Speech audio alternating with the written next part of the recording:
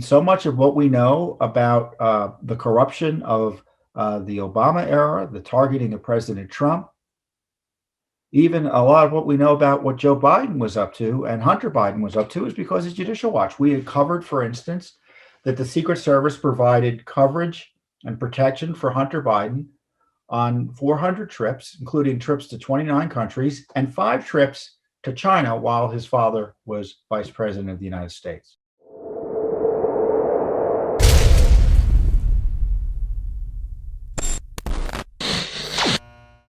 With so many DC scandals, the scandal is often sometimes not even about the scandal. You've got the underlying activity by Hunter Biden.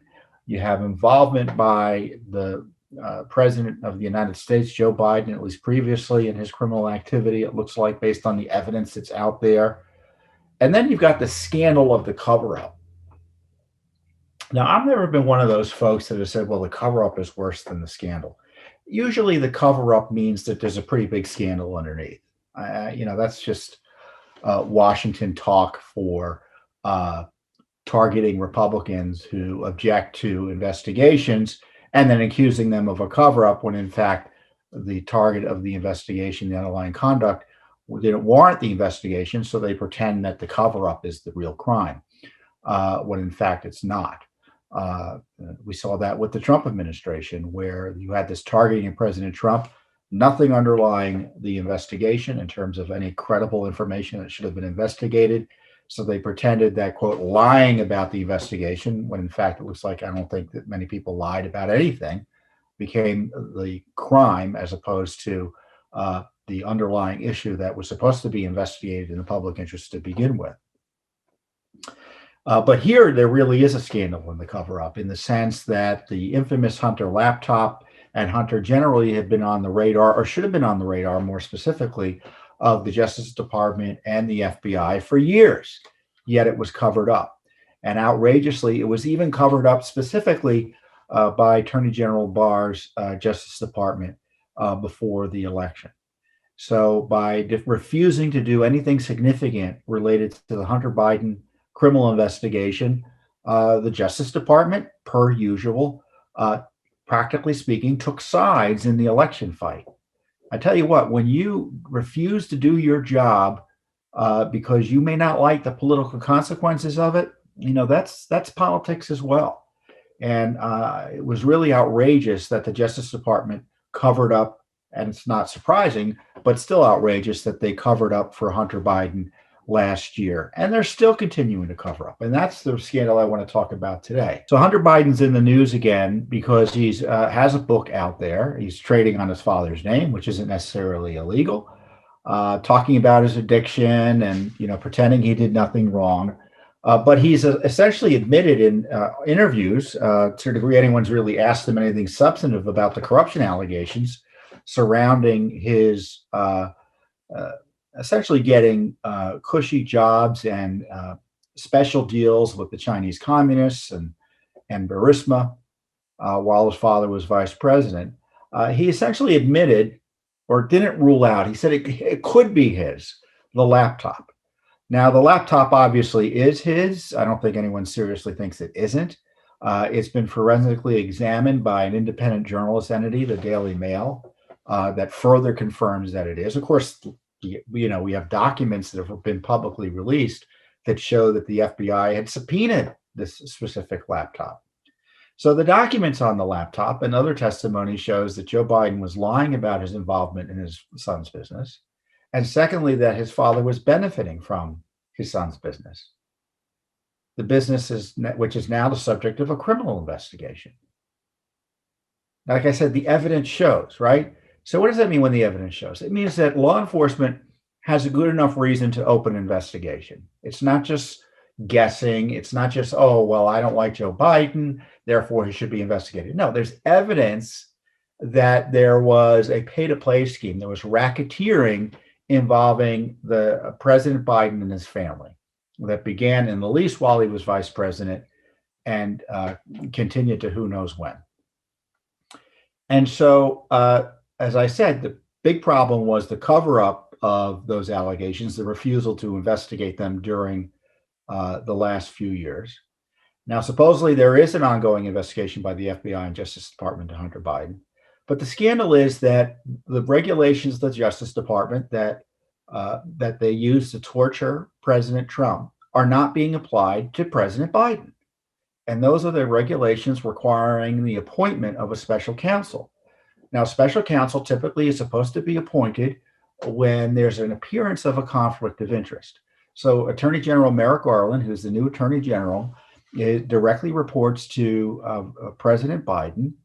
And how can the Justice Department, run by political appointees of President Biden, investigate Biden and his family, or his family, his son specifically, while maintaining the appearance that justice is being fairly administered? They can't. Now, you may recall, I'm not a big fan of special counsels, but the fact is they're there. That's what the regulation requires. One should never have been appointed for President Trump, since there was no underlying issue to investigate. But here we already know there's an investigation into Hunter Biden. So now it's April, and there is still no special counsel for Joe Biden's family corruption issues. Now, we have a petition on change.org. We'll put it there. We've had petitions elsewhere calling on the Justice Department to appoint a special counsel. Now, I'm not naive in the sense that a special counsel is going to solve all of the Biden corruption issues and start prosecuting people. I mean, I see Durham. Where is Durham, right? But the process ought to at least take place so that there's at least a modicum of accountability. I mean, the rules require it, according to the Justice Department. We're all supposed to fall down on the ground and be struck dumb at the mention of Special Counsel Mueller. How important it was that the Justice Department be independent and have an independent investigation of President Trump. It was really basically harassment. But here, the Justice Department refuses to do anything significant against Joe Biden, despite the evidence that he's directly implicated in his son's racketeering. Now, that all being said, we want a special counsel for Joe Biden. As I said, we don't rely necessarily on the Justice Department to do the right thing, even if a special counsel is appointed, because you can bet a special counsel who's appointed by Merrick Garland probably is going to be have a weak tea approach. I don't know if that's a proper metaphor to investigating this issue. So it's going to be up to Judicial Watch once again to do the basic investigations.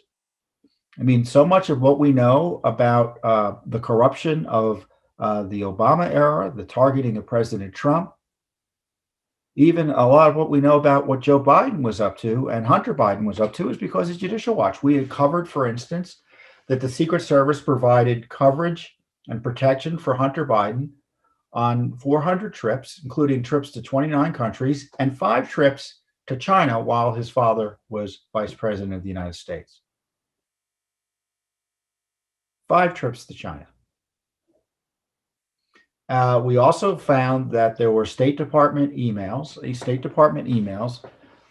showing that there was concern in the Obama administration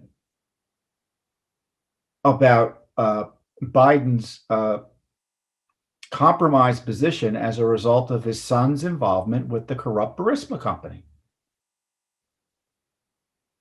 One of the witnesses who testified in the Trump impeachment trial, one of the State Department officials, I think it was Mr. Kent, I think is his name. He's writing an email to Ambassador Yovanovitch, who looks to me gave false testimony about her knowledge of Burisma, saying, oh, look, the Russians are essentially trolling Biden because Biden's talking about his anti-corruption activities in Ukraine, and the Russians are like, are you kidding me? Your son's on the Burisma board. You're going to come in and lecture anyone about anti-corruption? It presented a foreign relations problem for the United States government at the time. Again, that material it's available on our website at judicialwatch.org. Maybe we'll put it as a link in the discussions below. That didn't come out because of Congress. Frankly, Congress didn't get the information. And Judicial Watch is doing the basic heavy lifting again on the Biden corruption scandal. I mean, much of what we know about the laptop isn't because of government investigations. It's because of independent folks like Rudy Giuliani and the New York Post and now the Daily Mail and all the other folks who have separately run down what's in the Hunter Biden laptop. So I really, I don't want anyone to be addicted to anything, right? I don't wish ill will, at least health wise, on Hunter Biden or anyone. But despite his addiction problems, it's pretty clear based on the emails that I've reviewed and looking at his public appearances, Hunter Biden knows exactly what he was doing, and so he should be held fully accountable for any misconduct. And we need to know whether his father was benefiting, as the documents and text and other information suggests, from the monies he was getting from abroad and through his shady operations, Hunter Biden's shady operations. 10% for the big guy. What does that mean? And as Rudy Giuliani pointed out, you may recall we had a discussion with him a few months ago about this issue. You don't need to bribe someone directly to be engaged in bribery that benefits that person. Meaning, if you're a father and someone wants to bribe the father, he takes care of the son, and that's a bribe too. So this is kind of almost the very definition of RICO, the racketeering, influence, and corrupt organizations activity that is sometimes prosecuted as it relates to the mafia, drug dealers, and people like that. There needs to be a RICO investigation of the Biden family. And Judicial Watch has ongoing litigation. Well over, we've got to have at least a dozen lawsuits on this already, hundreds of Freedom of Information Act requests tied to the Biden issue and the related Obamagate issues. Because remember, President Trump was impeached because he asked questions about Biden corruption. Impeached. That's how desperate they were to cover it up and to kind of scare anyone off from asking questions about it. So, the media won't talk about this, but this is no president has come into office with such personal corruption issues in recent American history as Joe Biden. At least publicly known. I think Lyndon Johnson was probably personally pretty darn corrupt. But I think that's the only comparable president in recent history that has been as directly compromised in terms of corruption issues as Joe Biden. And again, where has been the Republican leadership on this? I mean, I understand why Well, I don't understand it. I understand politically why Democrats aren't holding Joe Biden accountable to the rule of law.